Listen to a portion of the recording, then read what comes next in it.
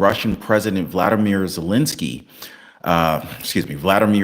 rather, with a lot of heat from both sides. In fact, we're going to go into that later in this video. We're also going to talk about what's going on with Eagle Pass. Eagle Pass residents on edge as Texas Governor Greg Abbott vows to expand the border operations. We got the United States Senate actually voting to advance the Ukraine-Israel package after this border deal failed. You got Poland essentially publishing new data on thousands of migrant pushbacks at Belarus at the border. For the first time in 2 decades, the United States actually buys more from Mexico than it did from China. Now, we got a lot to get into. We have a lot to get into today, guys. All I ask is that you take a second, hit the like button for the video. It really means a lot to me. So let's go ahead and begin. So former mayor of New York City, Bill de Blasio, he thinks that Texas is trying to punish New Yorkers for our border crisis. Now, at least according to an article that he released a couple days ago, he went on to say that since August of 2022, Texas has bused over 33,000 migrants to New York City. He goes on to say that the actions of Texas Governor Greg Abbott have hurt his beloved city and has forced him to radically have to overtax his municipal resources and undermine the ability to serve the almost 9 million people that are currently living there. Now, his actions have directly cost New York City $708 million, according to Mayor Eric Adams. Money that is desperately needed to strengthen our schools and our community safety efforts.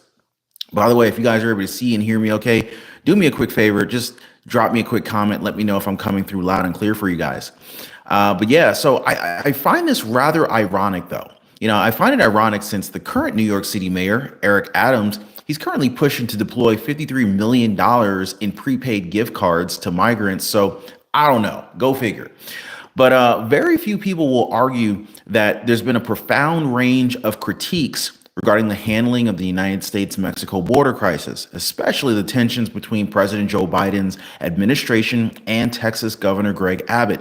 Now, this particular situation, it involves a very complex situation here, essentially the interaction between foreign policy decisions and, of course, the domestic policies here in the United States, particularly concerning the entire border security situation we have going on down at the southern border, as well as immigration and national security.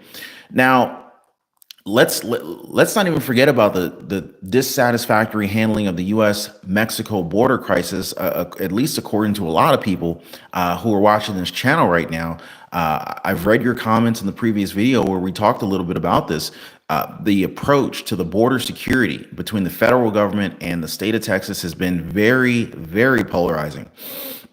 You got Governor Greg Abbott's stance is basically one of taking proactive measures to secure the Texas border, which he and a lot of other people views as essential for the safety and the security of his state and for the country. Now, this includes the deployment of the National Guard, additional razor wire being deployed along the border, and of course, other security measures in order to attempt to stem the flow of illegal immigration through the southern border. Trump calls for states to send National Guard to the border. GOP governors say that they stand with Texas. And that's roughly half of the United States. 25 different states have supported Governor Greg Abbott of Texas with this approach. Now, in contrast, federal government's approach under President Joe Biden's administration and direction is criticized for being more permissive, almost purposefully inviting the continued illegal entry of migrants. Go figure. So America is watching what's happening right now, and many are concerned about the rumblings of a civil war outbreak being on the horizon. The Take Our Border Back initiative, headed out by the large trucker convoy calling themselves God's Army, was a very clear support of the state of Texas's stance on the whole border crisis. Just a quick shout out to Wiley Coyote. I got Daniel, Kristen, Ashley G, and Marquita J. What's going on, everyone? So senators took a step closer towards sending military aid to Ukraine after the border deal collapsed before it could even get out the door. So for the first time in more than a year on Thursday, after 17 Republicans joined Democrats in backing the measure, the bill introduced, get this, guys, more than $60 billion in additional aid for the Ukraine as it fends off a Russian invasion, and $14 billion for Israel and its war in Gaza. Now, let me know what you guys think about sending additional money to the Ukraine or to Israel to continue to support these war-related efforts. I'd love to hear what you guys think about should we continue to do that or not in the comment section down below. And, this has been long, a top national security priority for President Joe Biden. If you guys remember, he asked for additional funds back in October. So, the surprise show of support from Senate Republicans actually came after a very chaotic week when GOP lawmakers promptly killed the border security reform package that they had long demanded to be attached to the foreign aid to vote for it. Even if the package ultimately passes in the Senate, chances of it passing in the House, probably not so much. That's just my take, but we'll have to see what happens on that one. I'll keep you guys posted in the future. The vote to proceed sets up what will likely be days of debate on foreign aid. You got, especially after Senator Rand Paul of Kentucky, he declared that he would slow down the process to ensure every minute of procedural time is used. I guess kind of like filibustering this thing out and delaying it. But anyway, Republican senators are still trying to decide what amendments, if any, the Congress can rally around to try to garner a few more votes for the package. The large number of Republican backers who favored considering the legislation suggests that the bill may be on track to get 60 votes, but of course, only time will tell. We'll have to see.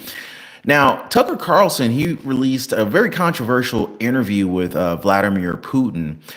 Did any of you guys get a chance to check out Tucker Carlson's interview with Vladimir Putin? Let me know if you did or not in the comments. I'd love to hear from you guys. So anyway, former Fox News host Tucker Carlson, he released his controversial interview with Russian President Vladimir Putin. It was basically a 2-hour and 7-minute interview that was, basically Tucker Carlson, he traveled to Moscow face to face for Putin's first interview with a Western media figure since Russia's invasion of the Ukraine back in 2022. Now, the former Fox News host, who has praised Putin for years, claimed not a single Western journalist had bothered to interview the Russian president ever since the conflict began almost 2 years ago.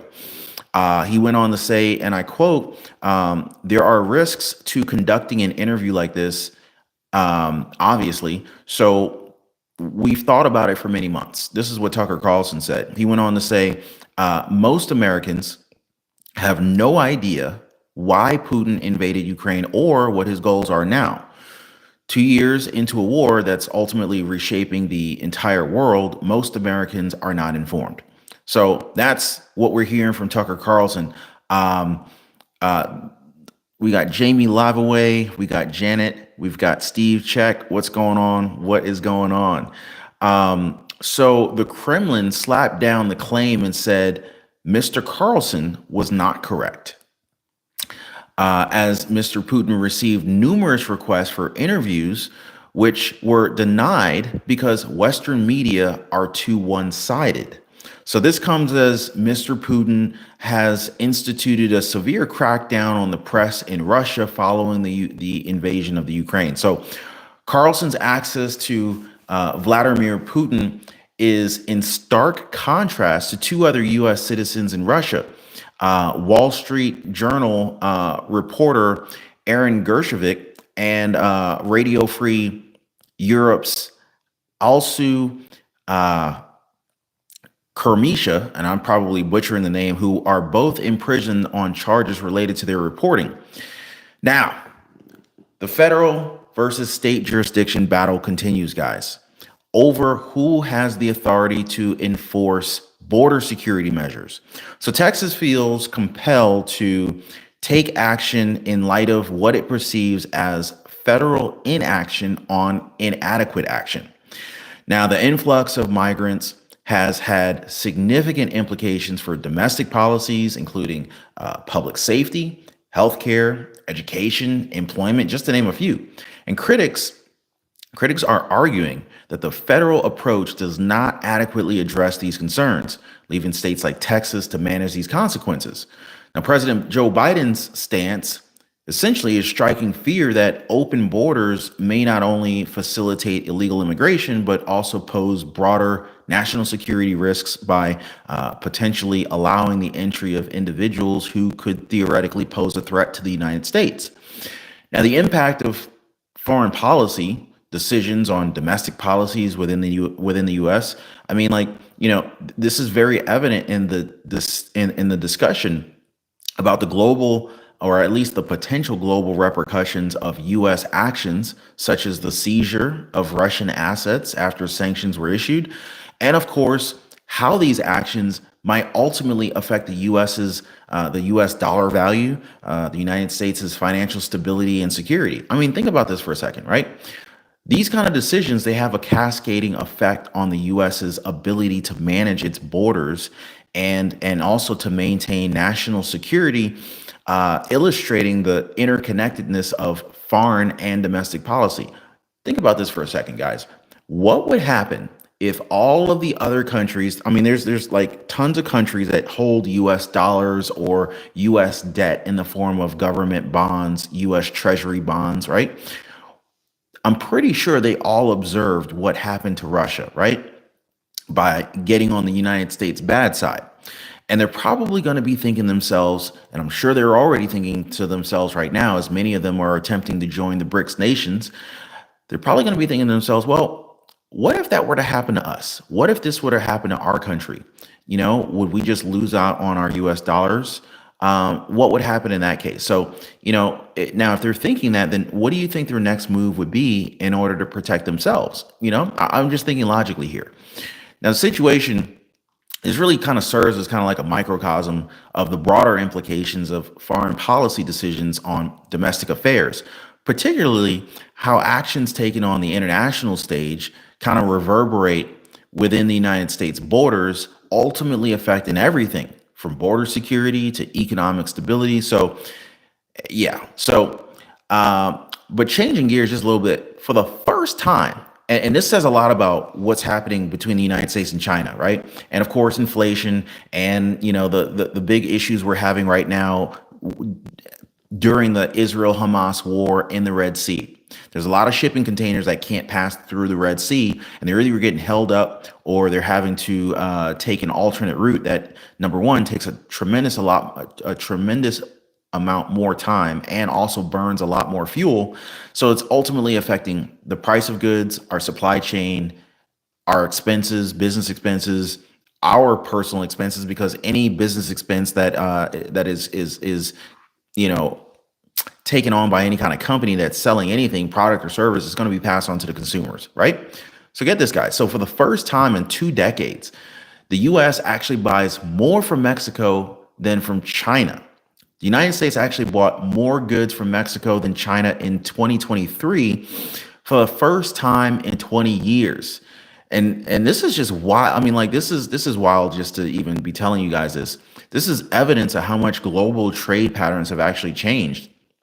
And so in the depths of the whole pandemic, as global supply chains ultimately buckled and the cost of shipping a container from China soared nearly 20-fold, Marco Villarreal spied an opportunity. Now, anyone who happens to be in the retail industry who imports goods from China, sells them on Amazon, maybe you're an Amazon seller, you're going to realize, or you've already realized, how much more expensive it is to get goods shipped in. In 2021, Mr. Villarreal resigned as Caterpillar's Director General in Mexico and began nurturing ties with companies looking to shift manufacturing from China to Mexico.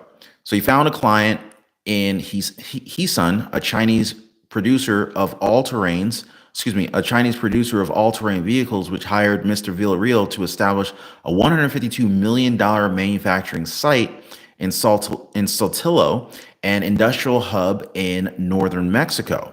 So Mr. Villarreal said, okay, foreign companies, particularly those who are seeking to sell within North America, they saw Mexico as a viable alternative to China for several reasons, including the simmering trade tensions between the United States and China.